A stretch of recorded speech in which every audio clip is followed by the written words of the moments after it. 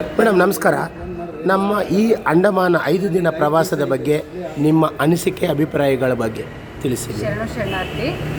ನಮ್ಮ ಅನಿಸಿಕೆ ಅಂದರೆ ಗುರು ಬ್ರಹ್ಮ, ಗುರು ವಿಷ್ಣು, ಗುರುದೇವೋ ಮಹೇಶ್ವರ, ಗುರು ಸಾಕ್ಷಾತ್ ಪರಬ್ರಹ್ಮ, ತಸ್ಮೈ ಶ್ರೀ ಗುರುವೇ ನಮಃ ಅಂತಾರೆ. ಅರುವೇ ಗುರು ಅಂತಾರೆ.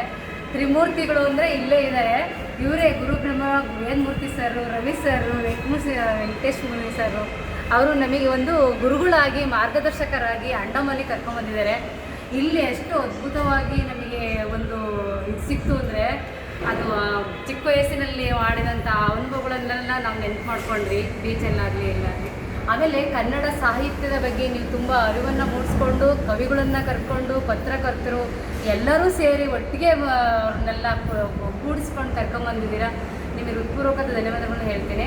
ಜೊತೆಗೆ ಕನ್ನಡ ದಿನದರ್ಶಿಕೆಯನ್ನು ನೀವು ಅಂಡಮಾನ್ ನಿಕೋಬಾರಲ್ಲಿ ಹಾಕಬೇಕು ಅಂತ ವಿನಂತಿ ಮಾಡ್ಕೊಡ್ತಿದ್ದೀನಿ.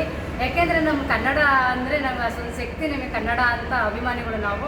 ಹಾಗೆ ಬಸವಣ್ಣ ಶರಣರೂ ಹೌದು. ಅಕ್ಕಮಹಾದೇವಿ ಪಾತ್ರವನ್ನು ಕೊಟ್ಟಂಥ ಅವಕಾಶವನ್ನು ಕೊಟ್ಟಂಥ ನಿಮ್ಮೆಲ್ಲರಿಗೂ ಹೃತ್ಪೂರ್ವಕದ ಶರಣಾರ್ಥಿ. ಯಾಕೆ ಅಂದರೆ ಆ ಪಾತ್ರ ಅಂದರೆ ನನಗೆ ತುಂಬ ಇಷ್ಟ ಸಣ್ಣ ಮಕ್ಕಳಿಂದನೂ. ಅಂಥ ಅವಕಾಶವನ್ನು ಕೊಟ್ಟಂಥ ನಿಮಗೆ ಹೃತ್ಪೂರ್ವಕವಾದ ಧನ್ಯವಾದವನ್ನು ಹೇಳ್ತೀನಿ. ಶರಣಾರ್ಥಿ.